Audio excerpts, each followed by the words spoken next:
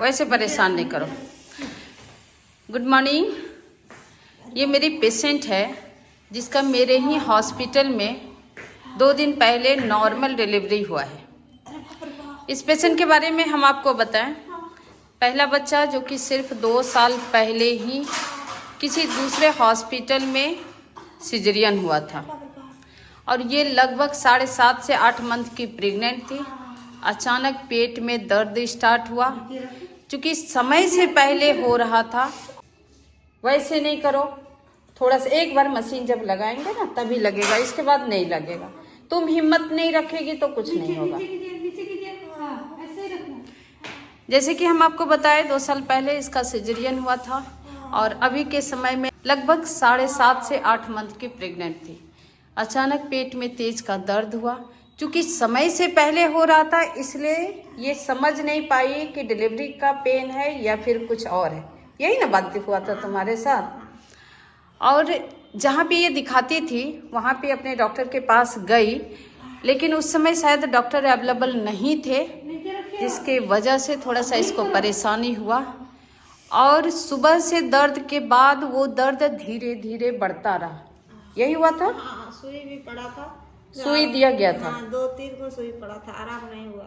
तो सुई कहाँ पड़ा था? जहाँ दिखा रही थी वहीं पर। आप सुने, मेरी पेशेंट ही बात कर रही थी कि इसको 2-3 सुई भी लगा, लेकिन चूंकि आराम नहीं हुआ। आराम इसलिए नहीं हुआ क्योंकि इसको लेबर पेन स्टार्ट हो चुका था। और ये मेरे पास लगभग रात के 11:30 बजे से 12 बजे के बीच में आई। इतना अच्छा पेन था और समय से पहले हो रहा था। बेबी भी बहुत छोटा था। जैसे ही हम लोग रास्ता को देखे, पूरी तरह से रास्ता खुला हुआ था। इसके बाद हम लोग ये लोग सोच के ये आए कि जाते हैं हॉस्पिटल, सिजेरियन करके बच्चा को आउट कराएंगे, लेकिन उतना टाइम हमारे पास नहीं था। सामने बच्चा था, रास्ता पूरी तरह से खुला था और छोटा सा बच्चा था, इसलिए सामने में आके था। हमारे पास आने के बाद मुश्किल से 15-20 मिनट के बाद ही बेबी आउट हो गया।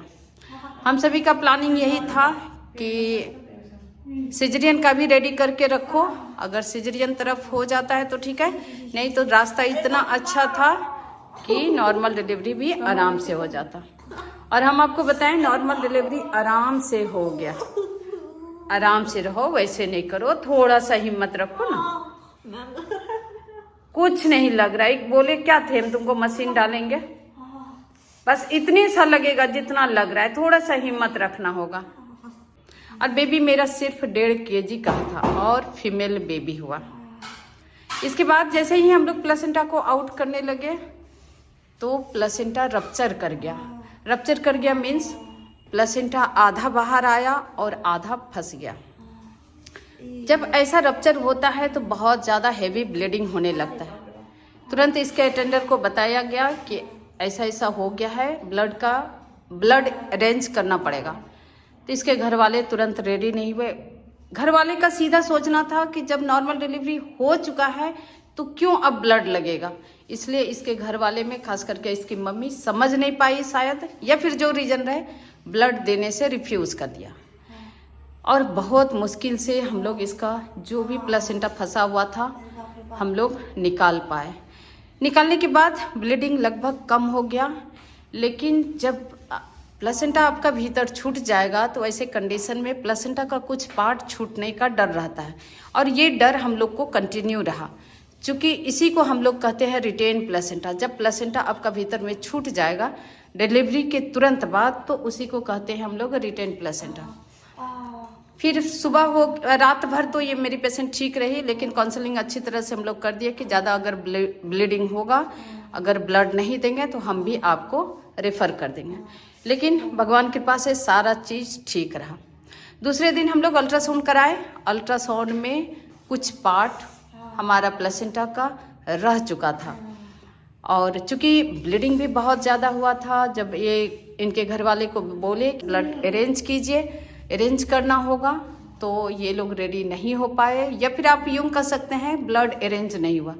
इसके बाद हम लोग फिर से इसको टच नहीं किए। तो चलिए, अल्ट्रासाउंड कराने के बाद जैसे हम बताए कुछ पार्ट भीतर छूट गया है, उसी का हम लोग उसी पार्ट को हम लोग को निकालना है। तो चलिए, मेरा पूरी तरह से टीम आ चुका है, मेरी पेशेंट भी कंफर्टेबल है। कोई दिक्कत है?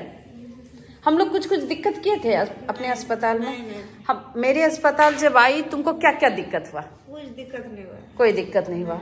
तुम तो सोच के आई थी कि ऑपरेशन कराना है, लेकिन तुम्हारे पास समय नहीं था, जिसकी वजह से तुम्हारा नॉर्मल डिलीवरी हो गया। नॉर्मल डिलीवरी के समय कोई दिक्कत नहीं। प्लेसेंटा तुम्हारा फंस गया था, जो कि हम लोग तुमको बताए भी थे। अभी क्या क्या दिक्कत है? अभी कोई दिक्कत नहीं। और अभी जब हम लोग अभी काम कर रहे हैं तो क्या थोड़ा मोड़ा दर्द हो रहा है? नहीं, मुंह बना रही है ये अच्छी तरह से। दर्द हो रहा है इसलिए मुंह बना रही है? दर्द हो रहा है तो इतना सा थोड़ा सा दर्द करेगा। तो चलिए, इसके लिए आपको दुआ करना है कि जो भी पार्ट छूटा हुआ है हम लोग अच्छी तरह से इसको निकाल पाए। हम देख लेते हैं, अभी हम देखेंगे, वो तो मशीन लगा रहा है, हम देखेंगे। और इसी बीच में हम आपको बताएं कि ये लोग ब्लड आज अरेंज किए हुए हैं और परसों रात को ये लोग का इसका डिलीवरी हुआ है, आज इसका अरेंज हुआ है। कल ये दिन भर ये लोग अरेंज नहीं कर पाए, जिसके वजह से ना हम इसको छुट्टी दिए ना हम इसको कुछ कर पाए। चलिए, तो इसका जो भी पार्ट छूटा हुआ है हम लोग करते हैं उसको क्लीन।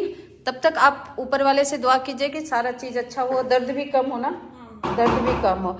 लेकिन एक चीज इसके साथ गलत हुआ, ठीक है, सिजेरियन के बाद नॉर्मल डिलीवरी हो गया, लेकिन समय से पहले बच्चा होने की वजह से थोड़ा छोटा बच्चा है, फीमेल बेबी है।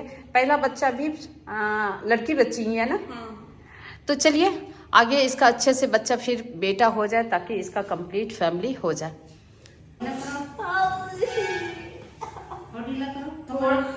वैसे नहीं करो, आराम से, नहीं तो फिर सुई देंगे 6 घंटा तुम बेहोश रहे। कमर दर्द हो रहा है। एक्चुअली एपिसोटोमी भी किए थे, मतलब छोटी ऑपरेशन भी हुआ था और अभी थोड़ा सा प्रेशर डाउन है नीचे की तरफ, तो शायद दर्द कर रहा है। ये हो सकता है करता होगा, हम तुम्हारी बातों से सहमत हैं, लेकिन थोड़ा सा सपोर्ट करना पड़ेगा ना। आया बस इतना ही दर्द होगा, ज्यादा दर्द नहीं होना है।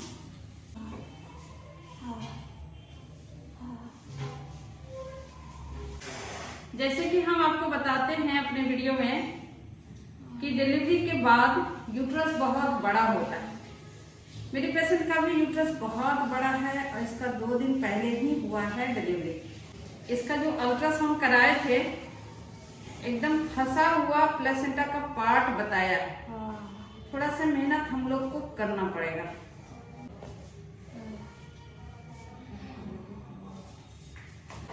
इसी बीच में मेरे हॉस्पिटल में और एक सिजेरियन केस भी आया हुआ है, उसको भी फटाफट रेडी करना होगा।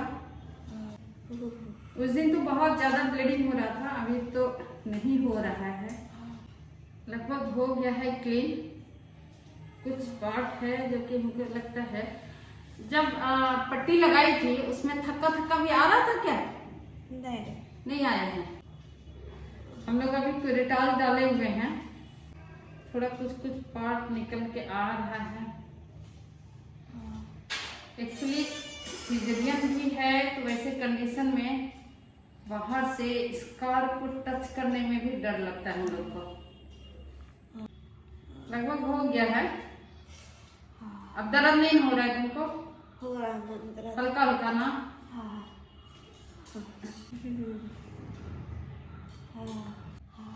आप देखिए, ये पार्ट था जो कि छूटा हुआ था, अब लगभग ये निकल गया है, ये क्लीन हो गया है। ये वीडियो से हम आपको ये बताना चाह रहे हैं, ये बात तो पक्की है, अगर 3 साल के भीतर आपका फिर से बच्चा है और पहला बच्चा हुआ है सिजेरियन, मतलब 3 साल पहले ही सिजेरियन हुआ था, फिर से बेबी आ रहा है, ये तो 100% है कि ऑपरेशन करके ही बच्चा होगा। क्योंकि इसका समय से पहले हुआ, बेबी छोटा था, इसलिए आ गया नीचे से। अगर यही समय पे होता तो फिर आपको परेशानी आ सकता है, इसके साथ ऐसा हो सकता था। थोड़ा थोड़ा करके आ ही रहा है, इसको अच्छी तरह से हम लोग को क्लीन करना होगा।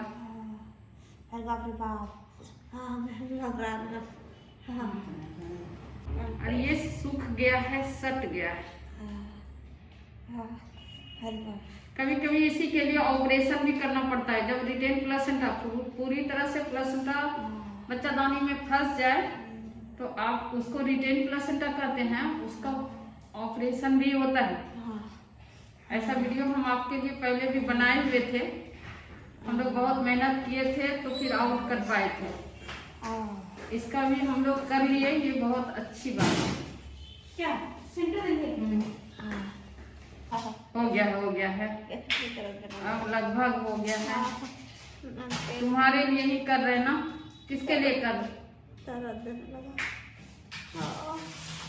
हम आपको बताएं कि सिजेरियन के बाद नॉर्मल डिलीवरी होता है, बहुत लोग खुश हो जाते हैं, लेकिन कभी कभी ऐसा कॉम्प्लिकेशन आता है कि हम लोग आफत में पड़ सकते हैं। इसलिए सावधानी रखने की जरूरत है।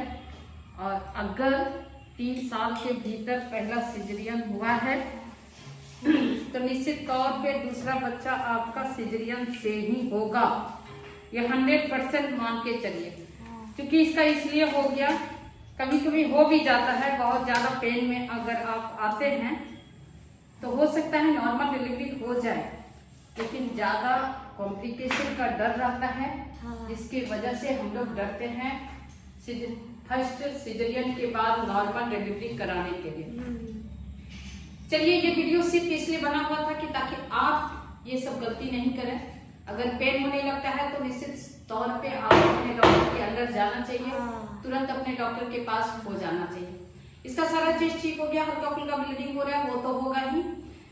तो इस वीडियो से यही सीख मिलता है कि अगर समय पूरा हो गया है तो निश्चित तौर पे आप अलर्ट रहिए। और 3 साल के भीतर का अगर आपका बेबी है, पहला सिजेरियन होके 3 साल के बाद फिर से बच्चा है, तो निश्चित तौर पे आपको ऑपरेशन कराना चाहिए। जो भी मेरे चैनल पे नए हैं और अभी तक मेरे चैनल को सब्सक्राइब नहीं किए हैं, मेरे चैनल को सब्सक्राइब कीजिए। और साथ ही मेरा वीडियो आप सभी को कैसा लगता है कमेंट बॉक्स में जरूर कमेंट कीजिएगा।